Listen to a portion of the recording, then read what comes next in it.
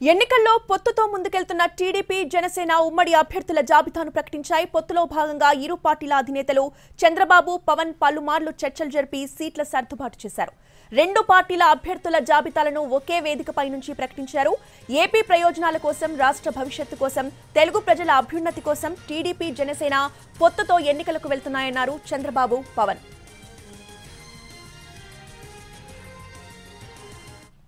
తొలి విడతలో టీడీపీ నుంచి 94 మంది అభ్యర్థుల జాబితాను ప్రకటించారు.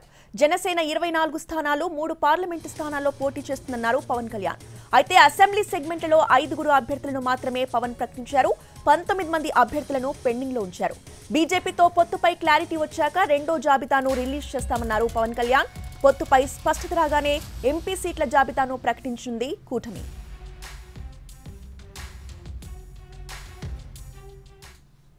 జనసేన తరపున నెల్లిమర్ల టికెట్ ను లోకం మాధవికిచ్చారు పవన్ కళ్యాణ్.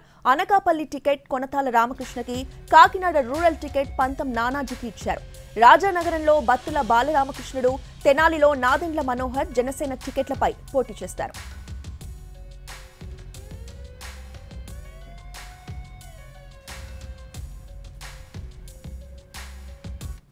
టీడీపీ అధినేత చంద్రబాబు మరోసారి కుప్పం నుంచి బరిలోకి దిగుతున్నారు. టీడీపీ ఏపీ చీఫ్ అచ్చెన్నాయుడు టెక్కల్ నుంచి పోటీ చేస్తారు. ఇచ్చాపురంలో బెందాలం అశోక్, ఆముదాల వలసలో కూన రవికుమార్ టీడీపీ తరపున బరిలోకి దిగుతున్నారు.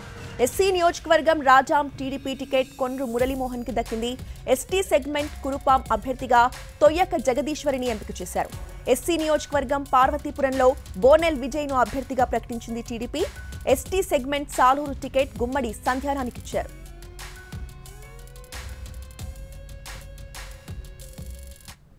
అభ్యర్థుల్ని వారి అభ్యర్థుల్ని ఇప్పుడు ఎవరిని అనౌన్స్ చేస్తారో నాకు తెలీదు. మా అభ్యర్థుల్ని వారికి తెలియదు, కానీ వారు మంచి అభ్యర్థుల్ని వారు ఎంపిక చేస్తున్నారు. మేము కూడా బెస్ట్ అభ్యర్థుల్ని మేము కూడా ఎంపిక చేస్తున్నాం. ఈరోజు చూస్తే నా రాజకీయ జీవితంలో ఎప్పుడూ చేయనంత ఎక్సర్సైజ్ చేశాను నేను. ఆ విషయం ఇది నాకు 9వ ఎన్నికలు. 9వసారి ఎన్నికలు పెట్టినప్పుడు సమైక్య ఆంధ్రప్రదేశ్లో కూడా ఇంత ఎక్సర్సైజ్ నేను ఎప్పుడు చేయలేదు. అంత ఎక్సర్సైజ్ చేశాను. 1,10,00,000 దగ్గర నుంచి అభిప్రాయ సేకరణ చేసుకున్నాను వివిధ సోర్సెస్ ద్వారా. నేను ఒక్క సోర్స్లో చేయలే, అనేక సోర్సెస్ పెట్టి ప్రజల్ని, కార్యకర్తల్ని కాన్ఫిడెన్స్ తీసుకున్నాను. నేను ఒక మహత్తరమైన కార్యక్రమానికి శ్రీకారం చుట్టినప్పుడు నాకు సరైన సమాచారం కూడా ఉంటే సరైన నిర్ణయాలు తీసుకుంటాం. నాకు సరైన సమాచారం లేకపోతే సరైన నిర్ణయాలు తీసుకోలేమనే ఉద్దేశంతో సమాచారం తీసుకుని అన్ని కోణాల్లో విశ్లేషించిన తర్వాతనే ఈ 94 మంది అభ్యర్థుల్ని ఈరోజు వడబోసి ఫైనలైజ్ చేశాం. ఈరోజు మన రాష్ట్రంలో చూస్తే ఈ 4 వ్యవస్థలు కూడా ఒక విధంగా చెప్పాలంటే నిర్వీర్యం చేసే పరిస్థితి, దుర్వినియోగం చేసే పరిస్థితి. ఇష్టానుసారంగా ఒక్క ఐఏఎస్ ఆఫీసర్, ఒక్క ఐపీఎస్ ఆఫీసర్ మాట్లాడలేని నిస్సహాయ పరిస్థితి. ఈ రోజు మన రాష్ట్రంలో చూస్తే ఈ 4 వ్యవస్థలు కూడా ఒక విధంగా చెప్పాలంటే నిర్వీర్యం చేసే పరిస్థితి, దుర్వినియోగం చేసే పరిస్థితి. ఇష్టానుసారంగా ఒక్క ఐఏఎస్ ఆఫీసర్, ఒక్క ఐపీఎస్ ఆఫీసర్ మాట్లాడలేని నిస్సహాయ పరిస్థితి. నేను 45 ఏళ్ళు ఎప్పుడు చూడాల. ఈరోజు 2430 జియో నెంబర్ తీసుకొచ్చి పత్రికా విలేకరుల పైన దాడులు చేయడమే కాకుండా మీ మీద కేసులు పెట్టి మిమ్మల్ని లోపల వేసే పరిస్థితికి వచ్చారు.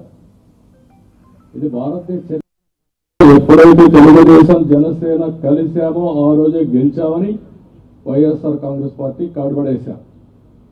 వాళ్ళకు తెలుసు, ఏ ఒక్కరిని కూడా వాళ్ళకి అర్థమైంది. కానీ రౌడీజం చేసావు, ఇంకొక పక్కన దొంగ ఓట్లు ఎన్యూమరేట్ చేసావు, లేకుంటే బూత్ క్యాప్చర్ చేసావు, లేకపోతే వాళ్ళకు కావాల్సిన అధికార యంత్రాంగాన్ని, వాలంటీర్స్ ని ఇలాంటి వాళ్ళ దుర్వినియోగం చేసి ఎన్నికలు జరపాలనుకుంటున్నారు. జరగదు.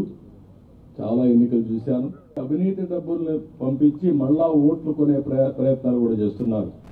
ఇవన్నీ కూడా సమర్థవంతంగా ఓటు ట్రాన్స్ఫర్ అయిన రోజున ఎవరైతే త్యాగాలు చేశారో, ఎవరైతే కష్టపడి పనిచేశారో ప్రతి ఒక్కరికి పేరు పేరున ఈ సభావేదిక మీదుగా నేను తెలియజేసుకుంటా ఉన్నాను. ప్రతి ఒక్కరికి మీ ప్రతిభతోటి, మీ సమర్థతతోటి, మీ అనుభవం ఎలా ఉందో దానికి తగ్గ ప్రతిఫలం ఉంటుంది భవిష్యత్తులో పదవులు.